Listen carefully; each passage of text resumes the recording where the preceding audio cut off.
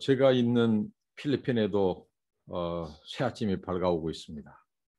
하나님 앞에 감사함으로 오늘 하루를 시작하도록 하겠습니다. 기도합니다. 하나님 아버지, 은혜와 사랑을 감사합니다. 지난 밤도 저희들 지켜주시고 편안하게 자게 해주시고 또 일어났습니다. 주님이 깨워주셔서 일어났습니다.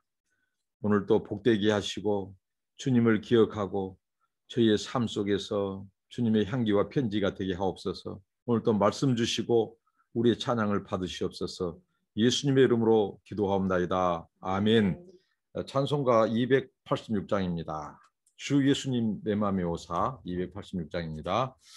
주 예수님 내 맘에 오사 날 붙들어 주시고 내 마음에 새 힘을 주사 늘 기쁘게 합소서.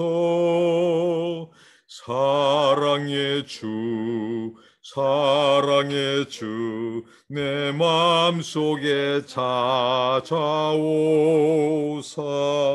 내 모든 죄 사하시고 내 상한 맘 고치소서. 주 예수님 내 맘에 오사 내 소원 다하시고 내 무거운 짐 맡아 주사 맘 편하게 합소서. 사랑의 주 사랑의 주 내 맘속에 찾아오사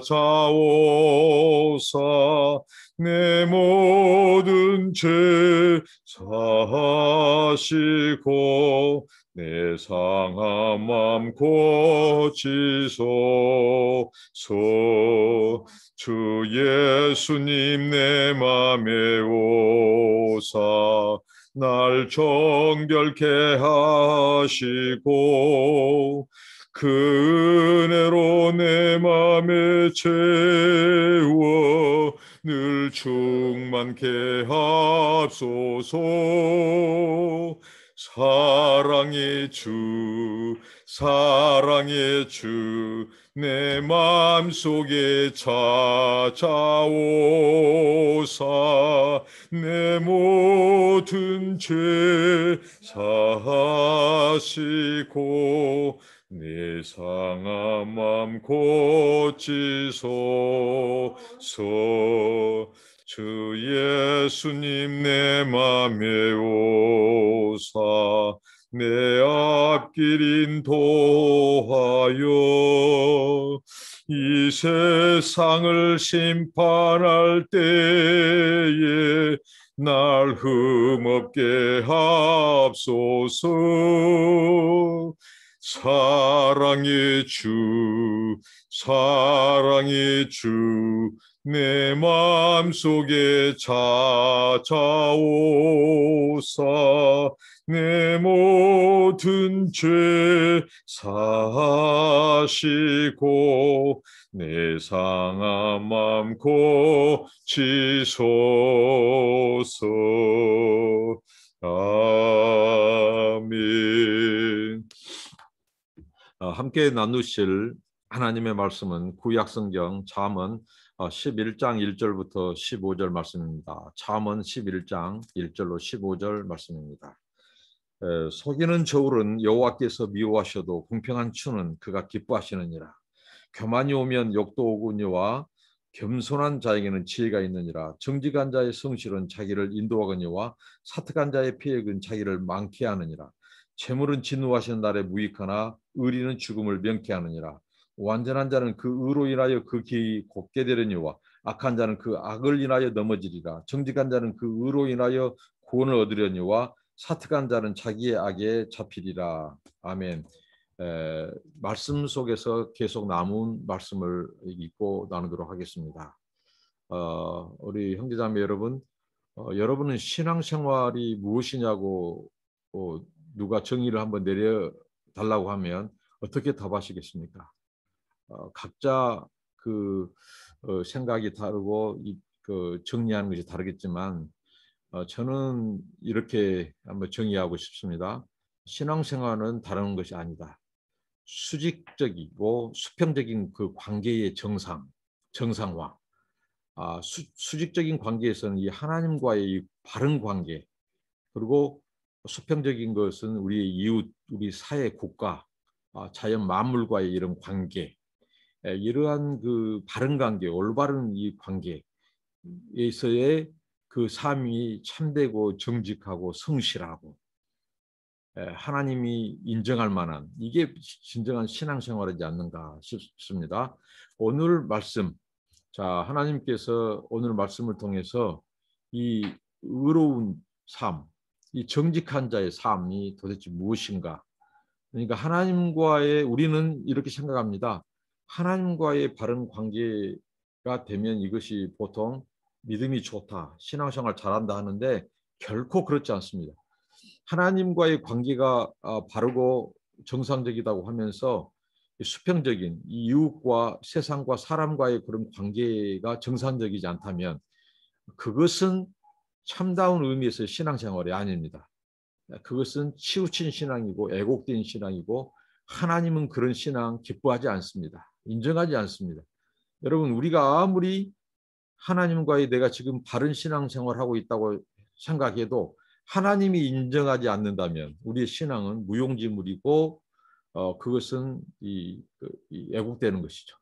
자, 오늘 이 관계의 시작을 이렇게 말씀합니다. 말씀의 시작을 또 어제는 재물에 대해서 얘기했듯이 오늘 또 역시 재물과 관련된 우리의 삶에 있어서 이 저울 문제를 다룹니다. 속이는 저울은 하나님께서 미워한다. 여기서 미워한다는 말은 단순히 우리가 아는 그저 미워하는 정도가 아니라 몹시 하나님께서 증오하시고 가증스럽게 여기신다. 여러분, 속이는 저울을 하나님이 가증스럽게 여기신대요. 아주 혐오하신대요, 하나님께서. 이 당시에 이 저울은 저울추는 돌로 저울추를 삼았습니다. 여기 그 뒤에 공평한 추는 그가 기뻐하시느니라. 여러분, 사람들이 추를 속입니다. 저울을 속여요. 오늘 이것은 우리가 이렇게 물건을 팔 때 이 상거래죠. 당시에 이 솔로몬 시대 때는 굉장한 이 상거래가 활발했습니다. 무역이 활발하고 장사가 활발하고 매매 행위가 아주 활발했습니다. 그럴 때는 얼마나 많은 사람들이 저울추를 속이고 저울을 속였는지 모릅니다. 그래서 솔로몬이 이 아들들에게 하나님께서 솔로몬의 입을 통하여 오늘 우리들에게 이걸 강조합니다. 하나님이 공평한 추는 기뻐하시고 사랑하지만은 이 속이는 저울은 하나님이 혐오하고 가증스럽게 여기신다. 이것은 개인에게 범죄한 뿐만 아니라 사회의 이 규범과 질서를 해치는 것이고 그리고 하나님 앞에 범죄하는 거예요. 하나님은 정직한 것을 원하시는. 그러나 이 마귀는 그 시대를 어지럽히는데 이 부정직한 것. 오늘 성경은 계속해서 강조합니다. 부정직하고 부당하고 이렇게 해서 모은 재물은 헛것이라는 거죠. 하나님이 인정하지 않습니다. 오늘 이것을 우리가 기억해야 했습니다. 얼마나 이 정직의 가치가 소중한지. 그러니까 우리 그리스도인들 또 오늘 우리 시대를 사는 우리 모든 분들이 정말 속이는 저울 싸워야 됩니다. 정직하게 돈을 벌고 땀 흘려 돈을 벌고 부당하게 모으지 말고요. 그리고 이 부당하고 부정직하게 해서 번 돈을 하나님 앞에 제물로 바친다? 이것은 이 특정 가중범죄입니다. 부당하게 모으는 것, 속이는 저울로도 하나님이 가증하다고 했는데 그것을 또 하나님 앞에 제물로 드려요. 헌금으로 드린단 말입니다. 그러니까 오늘 우리 교회 안에 우리의 제물이 과연 하나님이 기뻐 받으실 만한 제물인가를 살펴야 됩니다. 회개하고 돌이켜서 정말 땀 흘려서 정직하게 이렇게 돈을 벌여서 그 돈으로 하나님 앞에 헌금한 것을 하나님은 기뻐 받으신다는 겁니다. 그리고 2절에 교만이 오면 욕도 오거니와 겸손한 자에게는 지혜가 있다. 여기서 교만이 오면 욕도 온다. 이것은 이 종속절, 결과절로서 반드시 이 교만하면 욕이 온다. 여기 욕이라는 건 수치와 치욕이 온다는 거죠. 교만은 다른 것이 아닙니다. 내가 높아지는 거예요. 하나님보다 사람보다 높아지는 거예요. 이런 것이 교만인데 반드시 교만은 뭐가 따른다고? 무엇이? 욕, 치욕이 따른 거예요. 수치와 치욕. 여기서 말한 수치와 치욕은 가장 낮은 이 어떻게 보면 이 존경받지 못하는 것이죠. 그러니까 자기가 교만해서 높아지려고 하는 순간 이 사람은 가장 낮은 단계로 수치와 모욕을 겪게 될 날이 온다는 것입니다. 그래서 우리가 겸손해야 될 이유입니다. 성경은 하나님께서 기뻐하신 것 대표적인 것이 겸손, 정직. 가장 싫어하는 것은 우상 숭배, 음란, 또 거짓, 그리고 속이는 것, 또 이 교만이 들어갑니다. 그러니까 정말 저희들은 겸손한 성품은 예수님의 성품, 하나님의 성품입니다. 어떻게든지 우리를 낮추고, 겸손하다는 말은 나를 굴복시킨다는 겁니다. 하나님의 영광 앞에 굴복시키고 그분의 의 앞에서 굴복시키고 우리의 아무것도 아닙니다. 우리의 그 영의 아무것도 아닙니다. 그래서 이것을 굴복시킬 때 그분이 높아지고 다른 사람이 더 높아지고 이게 정말 겸손한 삶입니다. 그러니까 겸손한 자에게는 지혜가 반드시 따라와요. 교만한 자에게 치욕과 모욕, 수치가 따라오듯이 겸손한 자에게는 하나님이 지혜가 따라와. 그래서 더 지혜롭게 되고 더 겸손하고 하나님을 높이고 성경이 이렇게 말하죠. 주님의 손 안에서 겸손하라. 때가 되면 너를 높이리라. 저 늘 그 말씀을 간직하고 살려고 합니다. 그래서 사람들이 모이는 곳에 목사님들이 모이는 곳에 제가 의도적으로라도 의지적으로라도 하나님 앞에 기도하기를 하나님 아버지 저는 이 자리에서 가장 부족한 자입니다. 가장 낮은 자입니다. 가장 허물이 많은 자입니다. 가장 수치스러운 자입니다. 가장 부족한 자입니다. 늘 그 고백을 합니다. 목사님들 모임이나 사람들 모임에서 첫 기도가 바로 그 기도입니다. 그래서 어떻게든지 저 자신을 쳐서 복종하고 낮추려고 그래야 주님을 높일 수 있거든요. 주님을 자랑할 수 있고요. 그리고 3절에 정직한 자의 성실은 자기를 인도하거니와 사특한 자의 피획은 자기를 망케 하느니라. 자, 하나님께서 이제 하나님과 수직적인 관계 다음으로 수평적인 관계에서의 의를 우리에게 말해주고 있습니다. 오늘 이 본문은 무엇이 진정한 의인가 그것을 가르쳐 주는데 하나님과의 관계에서의 의뿐만 아니라 수평적인 사람과의 관계에서도 정직하게 하는 거예요. 정직, 이 정직의 가치. 그래서 정직한 자의 성실은 자기를 인도한다고 말합니다. 인도한다는 말은 이 앞길을 조명받는데 이 정직한 자의 성실, 이 성실이란 말은 바로 신실하고 그리고 순전하는 거죠. 순전하고 신실한 자의 그 삶, 정직한 자의 삶은 하나님의 지혜가 인도해요. 그렇기 때문에 그 길은 항상 이 고든 길이 하나님이 인정한 길이고 그러나 사특한 자의 폐 사특한 자는 것은 바로 은밀히 행하는 자입니다. 몰래 행하는 자. 그들은 폐역한다. 폐역은 이 진리를 구부리고 왜곡시키는 거죠. 진짜 이 도덕적이고 영적인 그런 것들을 구부리고 왜곡시키니까 그 사람이 왜곡되고 그 삶이 왜곡되는 거죠. 그의 길은 바로 망케 된다. 패망케 된다고 말합니다. 성경에서 지금 잠언에서 계속해서 패망한다. 이 말을 많이 쓰거든요. 그러니까 솔로몬이 자기 아들들에게 계속 강조하는 것은 하나님이 인정하지 않는 길, 불의한 길, 사특한 길, 패역한 길 그런 길은 진리를 왜곡하는 길이고 구부린 길이다. 그것은 반드시 패망할 날이 온다. 그 4절에도 이렇게 말합니다. 재물은 진노하시는 날에 무익하나 의리는 죽음을 명쾌하느니라. 이 재물을 진노와 연결시키고 있어요. 이 불의한 재물, 부당한 재물, 그리고 하나님 믿지 않고 정말 자기의 부와 재산과 재물을 이 거짓된 안정감에 빠져가지고 이것을 의지하고 사는 자, 이 유욕을 추구하는 자, 돈과 재물을 가지고 쾌락을 추구하고 향락을 추구하는 자, 이 자들은 마지막 날에 하나님의 진노, 여기서는 종말론 쪽에 심판을 말합니다. 심판의 날에 그 재물이 그 사람 지켜주지 못한다는 겁니다. 그 사람에게 생명을 보장하지 못한다는 거예요. 하나님 앞에 너의 부와 재물이 변호해주지 못한다는 겁니다. 그러니까 이 재물을 어떻게 다루느냐에 따라서 우리 운명이 좌우돼요. 제가 앞서서도 말씀드렸죠. 우리의 주인은 재물이 아니라 부와 재산이 아니라 하나님입니다. 창조주이시고 우리의 구원자이신 그분이 우리 인생의 재물이에요. 그러나 이 패역한 자들은요, 재물을 주인 삼아요. 재물을 자기 인생의 이 목자로 삼고 따라갑니다. 그러다가 패망합니다. 진노의 날에 결코 그들의 부와 재물이 그들을 생명으로 이끌지 못합니다. 그러나 정직한 자, 의로운 자는 어떻게 합니다? 어떻게 합니까? 그 재물이 그를 변호해줘요. 부자의 재물, 어제 말씀대로 하나님을 위하여, 사람들을 위하여 쓰는 재물, 그 재물이 그 사람의 살아온 삶을 또한 변호해 줍니다. 그리고 그래서 무익한 그들의 재물은 무익하고 마지막 심판의 날에 그들을 살려주지 못합니다. 죽음을 명쾌할 수 없습니다.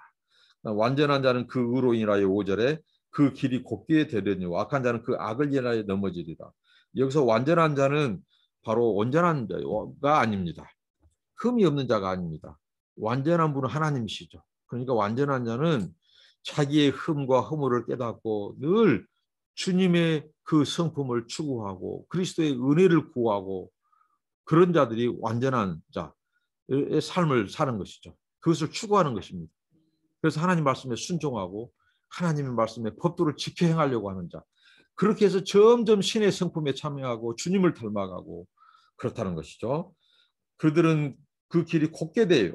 굽지 않습니다. 그러나 악한 자는 자기 악을 인하여 넘어집니다.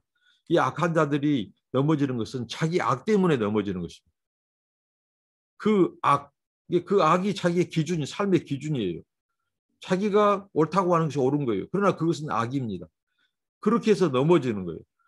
하나님의 지혜가 들어올 시간, 그 공간이 없어요. 하나님의 지식과 법도가 그를 사로잡아야 되는데 이 악한 자들은 그 악으로 인하여 스스로 패망케 되는 것이죠. 6절에 또 정직한 자에 대해서 말합니다. 정직한 자는 그 의로 인하여 구원을 얻으려니와 사특한 자는 자기의 악에 잡히리라. 이 정직, 인테그러티, 이 성실함, 신실함, 순전함, 이것은 우리에게 구원의 길로 이끕니다. 그들이 누굽니까? 나는 정직하지 못해서 늘 하나님의 의를 힘입는 자, 그리스도의 성품에 의존해서 사는 자, 그들은 그 길이 구원의 길로 인도하지만 이 사특한 자, 진리를 애곡하고 구부리는 자, 뒤틀린 자들은 그 악에 잡혀서 살다가 결국은 패망케 된다고 하는 것입니다. 그리고 7절에 악인은 죽을 때 소망이 끊어지거니와 불의의 소망이 없어진다는 거죠. 그렇죠. 악인의 소망이 왜 죽음과 함께 사라져 버릴까요? 악인의 소망은 이 세상의 소망을 둡니다.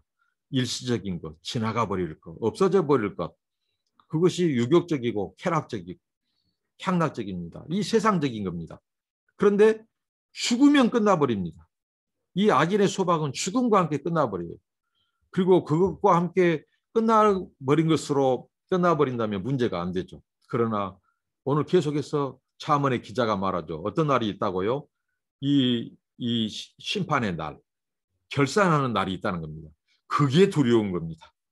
정말 악인들처럼 부당하게 재물 모으고 이 땅에서 마음껏 향락 추구, 쾌락 추구하고 마음껏 이 비정상적인 그런 성생활, 막 부적절한 막 담을 넘는 것, 막 이런 거 추구하고 이 세상에 죽는 것으로 끝나버리면 아무 문제가 안 돼요. 그러나 성경은 분명히 말합니다. 그날 진노의 날, 결산의 날, 심판의 날이 다가오고 있다는 것입니다. 그러니까 우리가 하나님을 두려워하고 이 세상에서 두렵고 떨림으로 우리 구원을 이루고 하나님 의식하는 삶, 이게 얼마나 우리를 지탱해주고 지켜주는지 몰라요. 늘 제가 강조합니다. 하나님 두려워하지면 뭔 짓을 못해. 오늘날 보십시오. 저는 세상 밖 사람들이 죄 짓는 것은 그렇다 치고요. 그들은 하나님 두기를 싫어하니까. 근데 하나님 믿는다고 하는 사람들, 교회 다니고 예배 드린다고 하는 사람들, 그 주일날 그 주일 예배 한 번 예배 드린 것이 목숨 건 예배입니까? 아닙니다. 우리 삶 전 영역에서 드린 예배, 월요일부터 주일까지 드리는 예배, 이게 우리 예배예요. 하나님은 속이는 재물을 싫어하는데 우리 그리스도인들이 말이죠. 거짓하게 재물을 모으고 그 예배가 아닙니다. 가증한 겁니다. 그것은 심판을 더 가중시켜요. 오늘 교회 안에 지도자라고 하는 자들, 목사 장로라고 하는 자들, 그 타이틀을 가지고 목에 힘주고 말이죠. 그러면서 하나님 두려워하지 않고 그것은 가증한 것입니다. 오늘 성경은 말합니다. 진노의 달이 옵니다. 그래서 마지막 날 하나님의 심판은 교회로부터 시작된다고 말합니다. 그 교회로부터 시작돼도 지도자들부터 시작된다고 말합니다. 이게 성경 하나님의 말씀은 경고하고 있습니다. 여러분, 우리의 입술, 우리의 혀, 우리의 이 상거래, 우리의 일터에서, 우리가 장사하는 현장에서 하나님과 사람을 속여서는 안 되고 정직해야 돼. 그게 예배입니다. 그게 찬양이고요.